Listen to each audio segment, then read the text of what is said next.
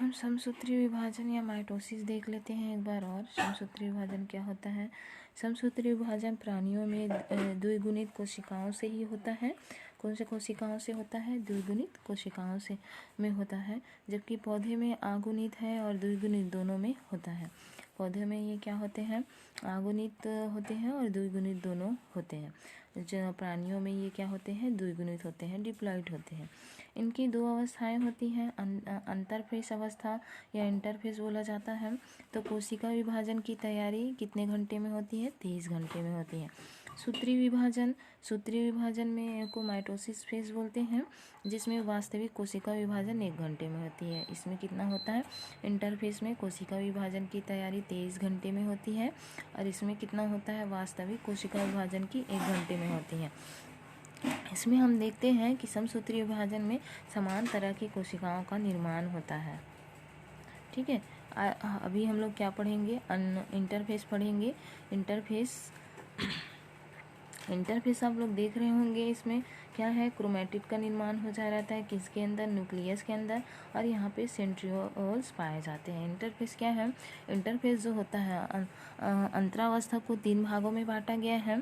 First जो होता है जीवन फेज को हम बोलते हैं फर्स्ट सूत्री विभाजन अवस्था। इस अवस्था में कोशिकाओं का आकार बढ़ता है और डीएनए की कॉपी नहीं होती है। क्या होते हैं इस अवस्था में?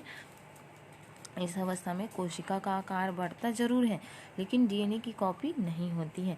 एस फेज देख लेते हैं, जिसे संश्लेषण अवस्था कहा जाता है, जिसमें डीएनए की कॉपी होती है। क्या होती है? डीएनए की कॉपी होती है, और मात्रा जो होती है वो दुगनी होती है, लेकिन गुणसूत्रों की कॉपी नहीं होती है। जीवन फेज में क्या हो जाता है? कोशिका का आकार होता है, लेकिन डीएनए की कॉपी नहीं होती है। ठीक है, लेकिन एस फेज में क्या होता है? डीएनए की कॉपी होती है, और साथ में मात्रा भी दुगनी होती है, लेकिन गुणसूत्रों की कॉपी नहीं होती है।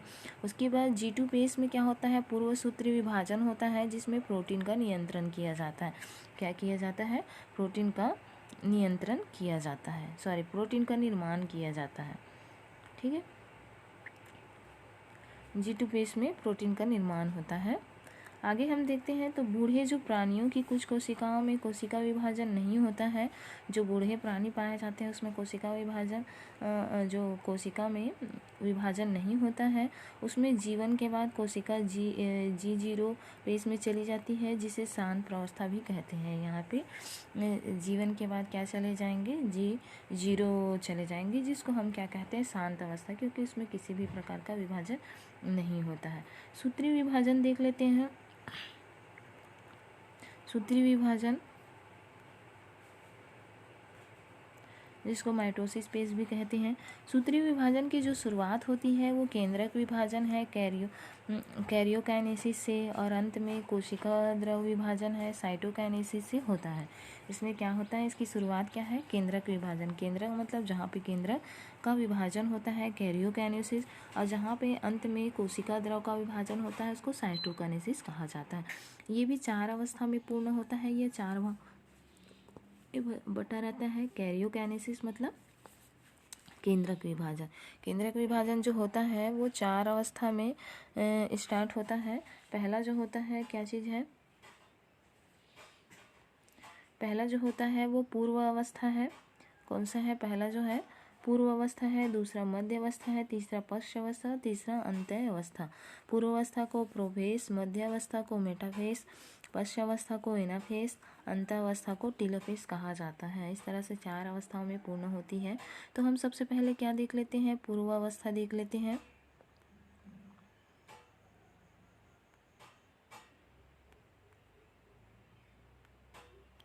पूर्व अवस्था देखते हैं, जिसको प्रोफेस कहा जाता है। पूर्वावस्था प्रोफेस में क्या होता है? गुणसूत्रों की संख्या क्या हो जाती है? दुगनी हो जाती है, और इसे उलझे हुए दिखाई देते हैं। क्या होते हैं? गुणसूत्रों की संख्या पूर्वावस्था में दुगनी हो जाती है। दुगनी मतलब डबल हो जाती है, और ये कैसे दिखाई देते हैं? उलझे हुए। यहाँ पे देख सकते हैं ये कैसे दिखाई दे रहे हैं? उलझे हुए दिखाई दे रहे हैं।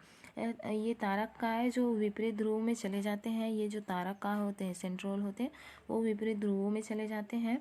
केंद्रक झिल्ली अदृश्य हो जाते हैं, इसमें केंद्रक झिल्ली दिखाई नहीं देता है, और स्पाइंडल तंतु बनने लगते हैं। यहाँ पे आप लोग देख सकते हैं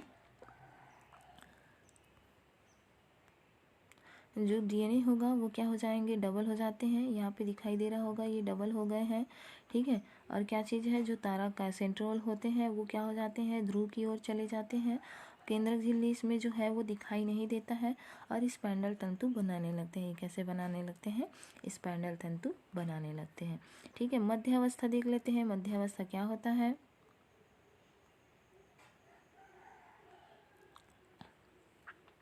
मध्य अवस्था को मेटाफेस अवस्था कहा जाता है।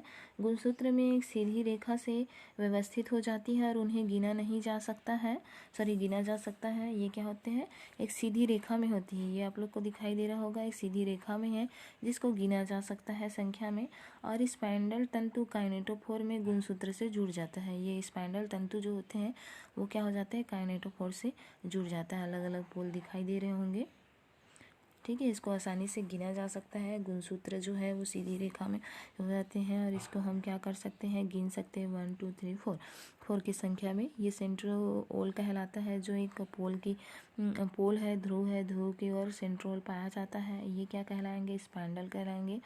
क्रोमोसोम होता है जो क्या करते हैं, यहाँ पे प्लेट पाया जाता है। इस प्लेट को मेटाफेस प्लेट कहते हैं, ठीक है। और यहाँ पे काइनेटोफोर का निर्माण हो जाता है।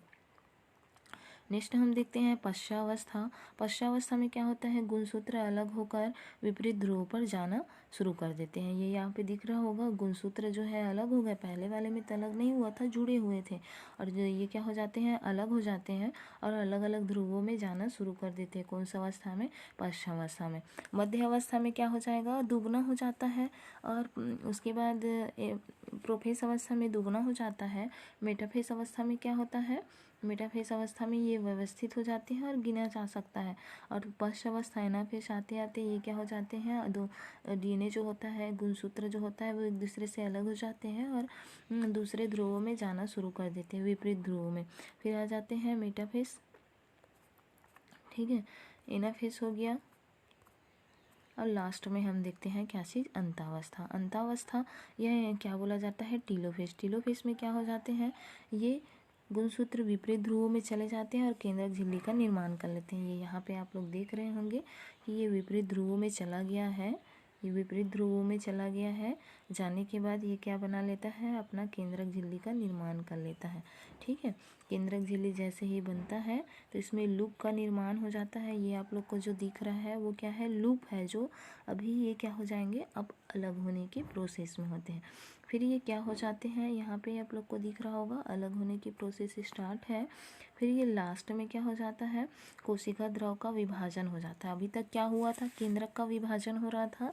अब आगे जो होगा, लूप बनाने के बाद, अलग अलग कोशिका झिल्ली बनाने के बाद कोशिका का विभाजन होता है, जिसमें क्या होता है, यहाँ सूत्रीय विभाजन का अंतिम भाग होता है, जिसमें कोशिका द्रव टूट जाता है और दो नए कोशिकाओं का निर्माण करता है। ये कोशिका द्रव टूट जाते हैं, यहाँ पे देख सकते हैं आप लोग, ये लूप बनाया है।